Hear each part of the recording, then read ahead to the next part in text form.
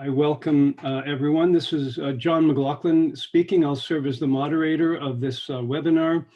I'm the professor of epidemiology at Awadalla School of Public Health and also the executive director of the Canadian Partnership for Tomorrow's Health, formerly known as the Canadian Partnership for Tomorrow Project, which we'll hear a bit more about in this seminar, whereby the role of population cohorts for COVID research will be explored. So I welcome all of you to today's webinar, which is presented through the Awadalla School of Public Health.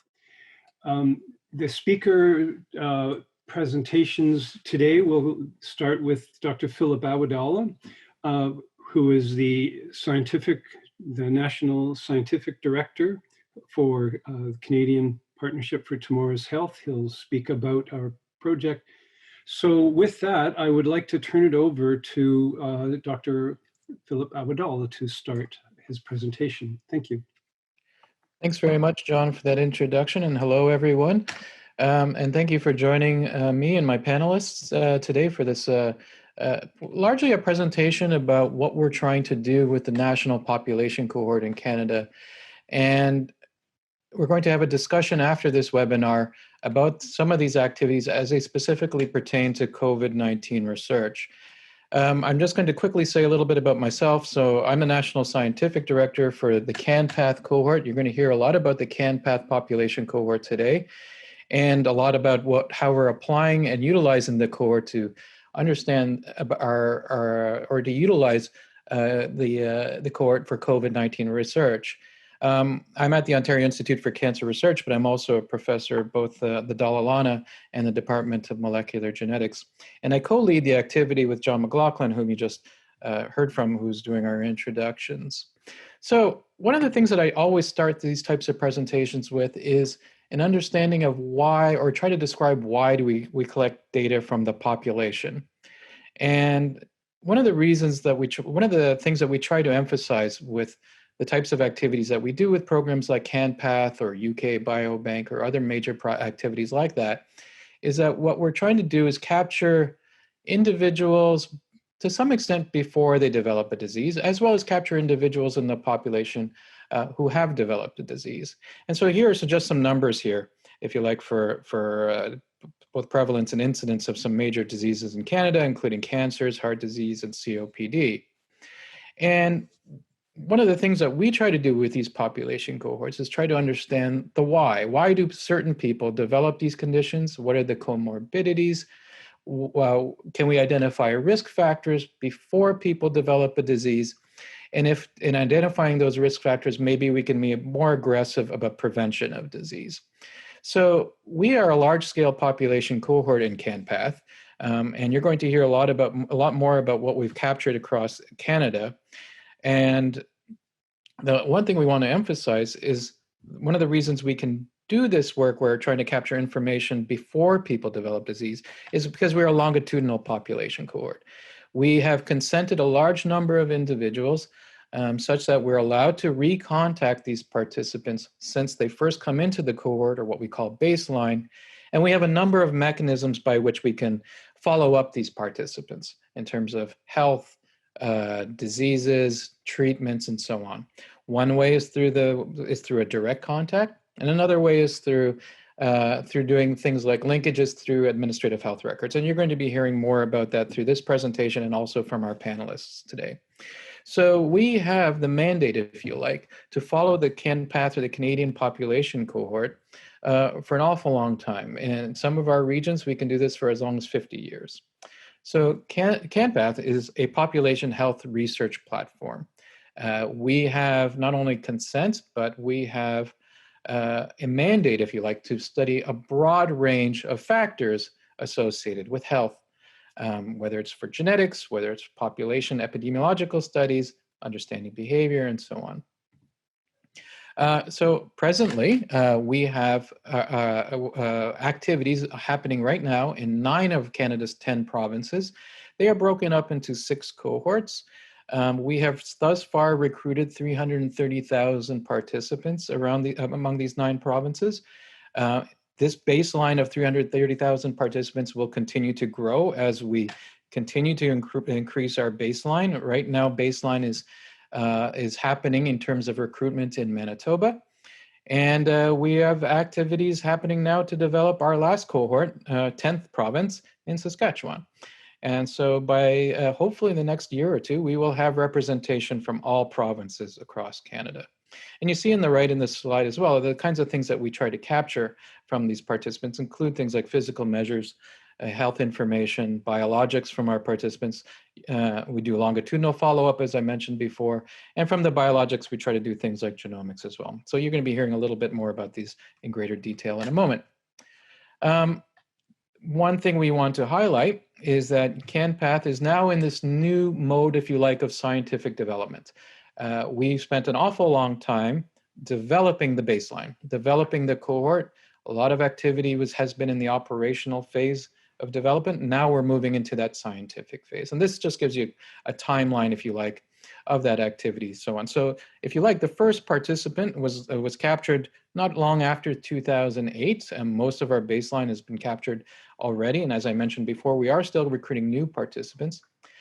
But we're also mostly spending our time following these participants and doing the science now of the activity, if you like. So we've captured a lot of information. Now we're really trying to understand how we can best use this information to understand the types of things I had mentioned before. CanPath, if you like, is a partnership of 7 cohorts. As I mentioned before, Saskatchewan is currently in development. This slide here is just describing this partnership. BC Generations is handling things from the far west coast. Alberta Tomorrow Project is in charge of activities within Alberta. Cancer Care Manitoba is in mid-recruitment now for the Manitoba project for participants there. The Ontario Health Study, I also lead the Ontario Health Study out of the OICR, is supporting activities in Ontario. And the Atlantic Path actually has the job of supporting activities for 4 provinces on the East Coast. And of course, I just skipped over by accident Quebec, which is being supported by the activity Cardigan. These are the numbers from the different regions. So this gives you a sense of our recruitment. As mentioned, Manitoba is still in mid-recruitment, but here you're getting a sense of our numbers. 30,000 for most of our provinces, 40,000 in Quebec and Alberta, a much larger number in Ontario. And in general, what this amounts to is almost 1 in 100 Canadians have consented to this activity, which is a pretty impressive number or proportion, if you like. Even the program, the All of Us program in the United States, which is targeting 1 million people, that is not going to be 1 in 100 people given the US population, but still it's still a tour de force, but it's not capturing the same, if you like, proportions as we have done so far in CanPath. As I mentioned before, CanPath is a population cohort that is longitudinal in nature. And because of its longitudinal aspects, we support both retrospective as well as prospective research. Because we are following our participants over time, that's that prospective element or arm of our activity. Our retrospective element, if you like, is that activity where we have captured a lot of information from our participants when they first came in. They might have come into the cohort, say, healthy, and have since then developed some sort of condition. And we can capture that information of that development either through linkages to administrative records or through follow-up surveys or questionnaires. And so that's going to be the focus of what I'm going to be largely talking about today. But before we get to that, I'm just going to give you a little bit more baseline information so that if you, the researcher, are interested in coming and utilizing this data, you know what our holdings are and what we have. CanPath has captured a lot of information from our participants. Again, we've invited participants to come in, fill out questionnaires, come to a physical assessment center, provide biologics, and so on. We've also have consented our participants to perform linkages to administrative health records. We also have other information about, say, location, where people live at a fairly substantial resolution so that we can perform other types of science with respect to, say, environmental linkages and so on. So all of these elements, if you like, build, if you like, together a fairly substantial resource not just in terms of what we've captured directly from a participant, but our ability to reach out and link to other activities. So in a sense, we're larger than the sum of our parts. Very high level. I'm not going to spend that much time here on this particular slide because this could take a while, but we've captured blood sample, we've captured biologics, we've invited participants to physical assessment sites. Not all participants were invited to a physical assessment center. From the 330,000 participants, almost 100,000 participants went to a physical assessment center, and where these macro measures here in the middle have been captured, where people provided things like blood pressure, waist hip circumference, bioimpedance measures.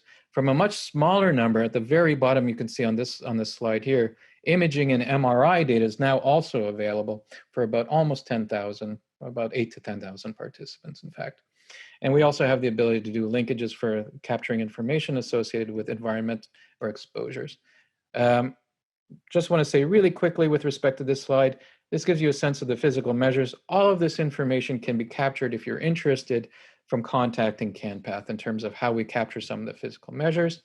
Similarly for biologics, if you're interested in what biologics we have stored in the biobanks across Canada, this gives you a sense of what is now stored. We've got about 160,000 participants who have provided some sort of biologic that we can use for genomics, if you like. We say DNA source material, but that could also be extended to supporting transcriptomics, epigenomics.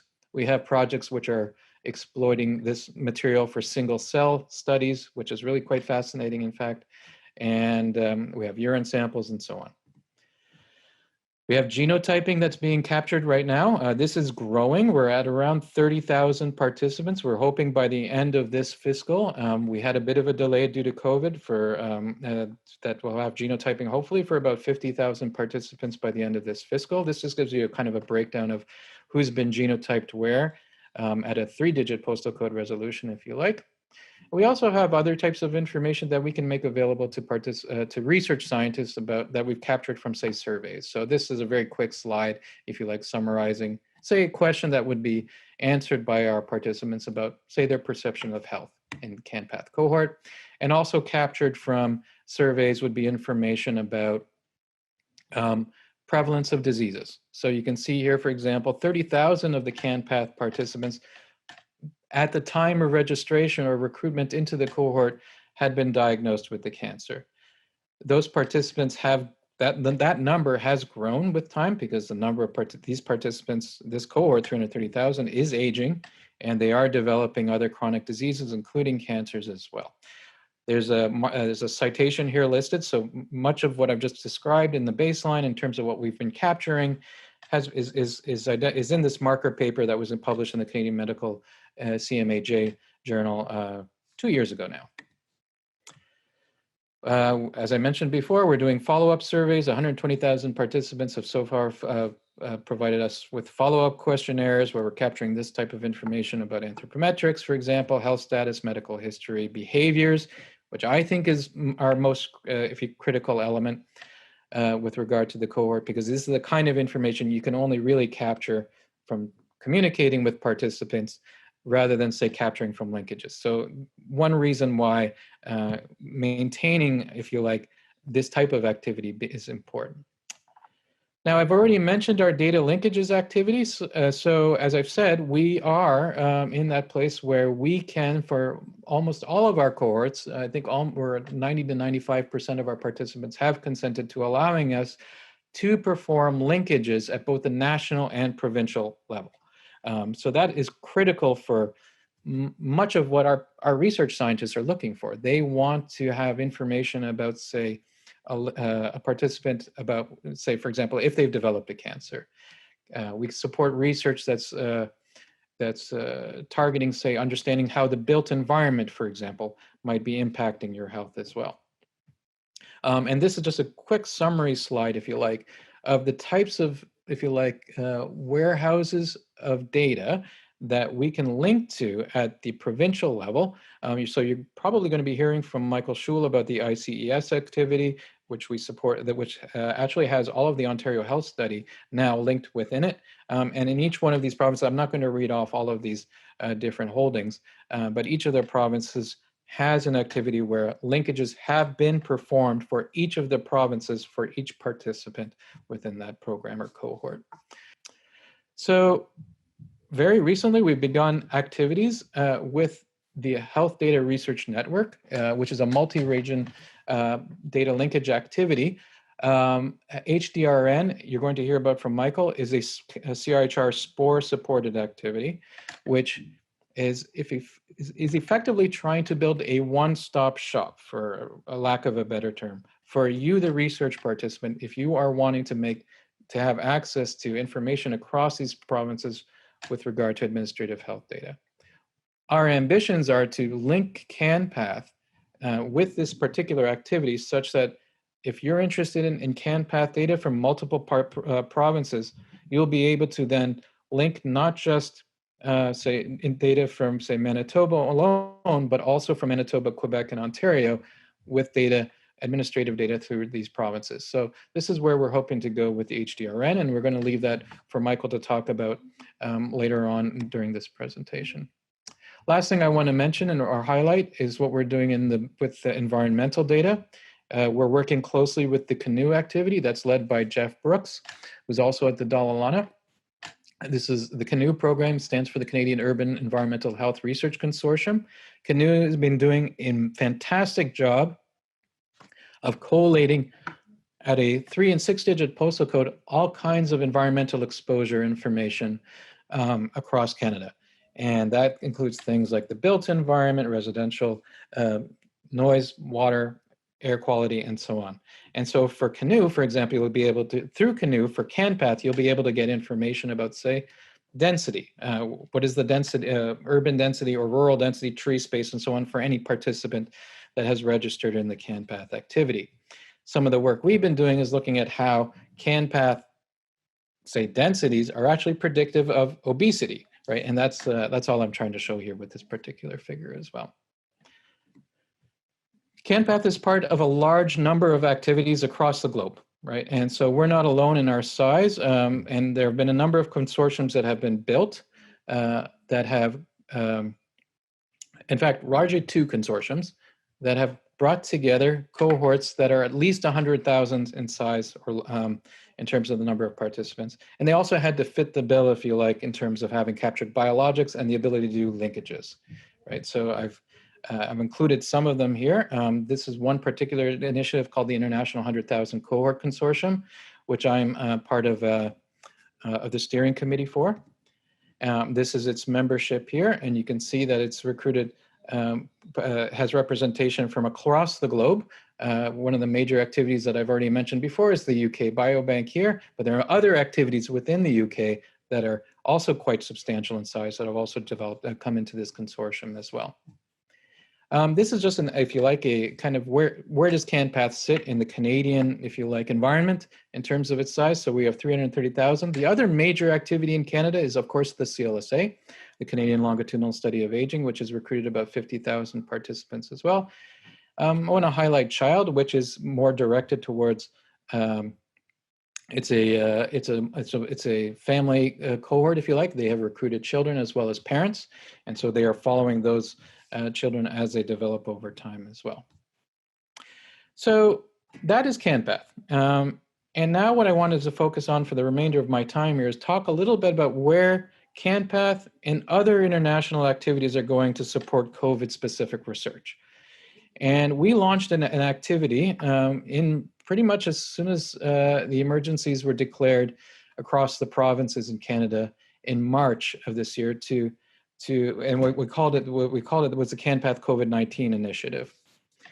And our hope was to support and leverage the infrastructure that we've built in terms of recruiting 330,000 participants, where we've already captured lots of information from our participants, and use that information to support and understand disease severity, infection, also support activities that are mapping, if you like, where people are being tested, where people are being infected, and who they may be being infected by as well.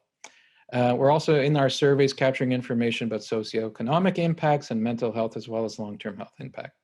So the thing I really want to emphasize here is that because we already have captured a lot of information about potential comorbidities and or precursors that may be associated with, say, disease severity, for example, CanPath has substantial value, if you like, in contributing to understanding the science of disease susceptibility as well as severity. One thing I want to highlight is CanPath is a member of the COVID-19 Host Genetics Initiative. Thus far, there are 195 contributing studies across the globe that are contributing to the COVID-19 Host Genetics Program. The COVID-19 Host Genetics Initiative is bringing the human genetics community. There's about 1,000 to 2,000, actually last count, there might be closer to 1,500 researchers, geneticists from across the globe who are part of this initiative, who are trying to utilize some cohorts like, say, CanPath UK, Biobank, Lifelines in Holland, to understand what the underlying genetics of susceptibility may be. One very recent study that's now come out of this consortium was just published in New England Journal of Medicine last week, I believe. And this is a genome-wide association study associated with severe COVID-19 and respiratory failure. This association study here, you can really see that this is just a snapshot of the Manhattan plot here, identifying a number of genes, particularly showing an association here for blood type or blood groups and its association with COVID-19 severity. Again, this was actually largely coming out of cohorts from northern Italy. I want to emphasize that as well, and as well as northern Italy and as well as Holland as well. And so, yeah, already things are coming together.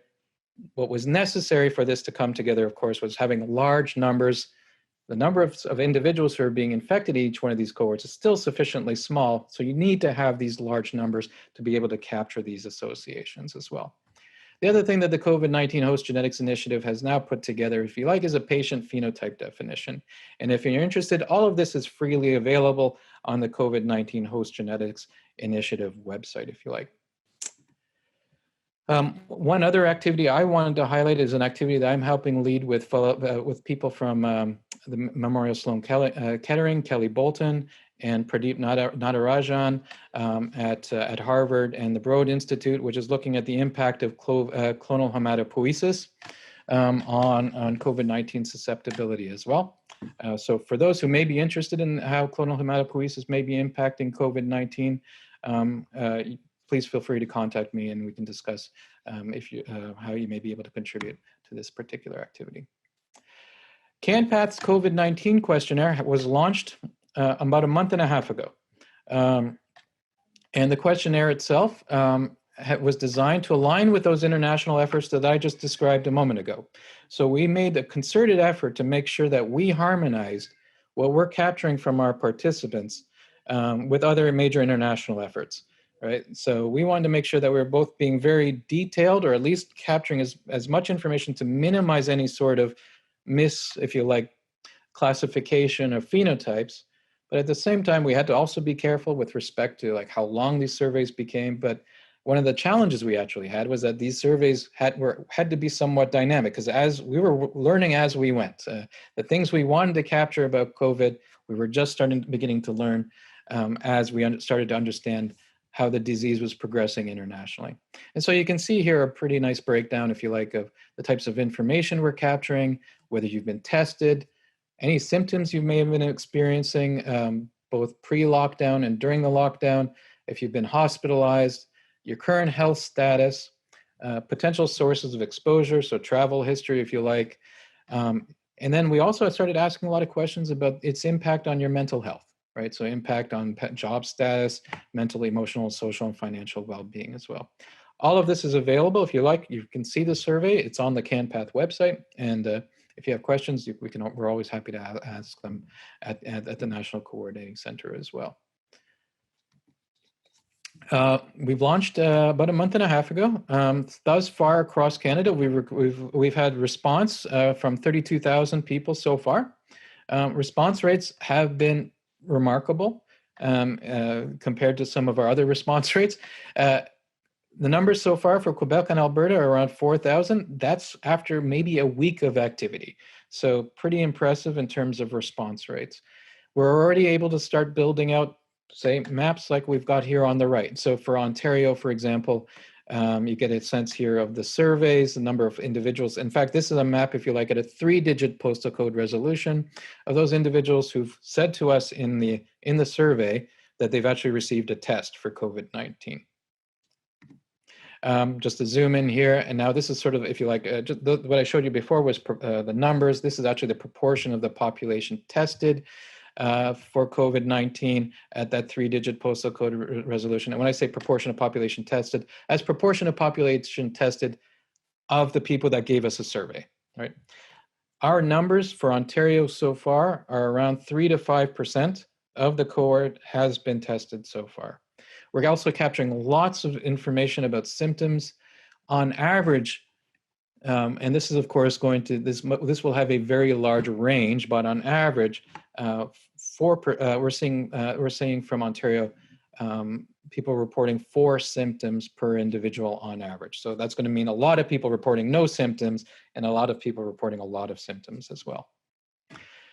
Also capturing lots of information, as well as I mentioned before, about how people are now behaving, right? Social distancing, washing hands, avoiding touching their face. 72% are now being more active with respect to that. This is the important, this wearing a mask in public, I think is really interesting as well. I'd be interested to see in our follow-up surveys how this number will change. In terms of right now we're at 62% in Ontario. It'd be interesting to see how those numbers change over time as well. The last slide I wanted to present is the fact that we have now launched across CanPath a program called Support Canada. This is a CIHR funded activity, was just awarded a couple of weeks ago to support serotyping as well as our surveys, but also serological surveillance of a number of participants from the CanPath activity. And we're also working now and having discussions with the Canadian Immunity Task Force and how we can support a national serotyping and immunity studies using the CanPath activity. So just going to end off this presentation talking about how you can have access to the data and how you can learn more. So this is the CanPath site. This is if you like your first line or first step in terms of getting access to CanPath data. It's our portal. You can see more information about the cohort data, the biosamples, and how you get access. With our friends at the Maelstrom at McGill, we have spent an awful lot of time harmonizing all of the data such that when you're asking for CanPath data, you're asking for effectively a single data set. Maelstrom has been very important in helping support not just that harmonization activity, but also the portal. So I wanted to make sure I mentioned them as well in this webinar. And of course, this is just a kind of a snapshot of what an access application might look like. And very quickly here, we're not going to walk you through this, but this is our multi-step process for having access to data. If you're really interested in data, our access approvals, our access process is actually much more expedited than, say, making access for biologics. And then we can also discuss for the remainder of this today, how you can have access to linkage information for the participants as well. So thanks to all of you for paying attention and for listening. We're hoping to hear from you with regard to what we have and our data holdings. And I want to just emphasize that while we are a research program, this is a research program for the scientific community at large. So we are a resource to be used and a platform. And we are effectively evaluated by your utility. So we want to support your research as much as we can. So we also want to, of course, thank our 330,000 participants who are actively engaged in the cohort and giving us a lot of information as we speak, in fact, with regard to COVID-19. So thanks very much. And I think I will turn this over to you, John. Philip, thank you very much. And thanks for going through that story and packing more than a decade's work into a short presentation.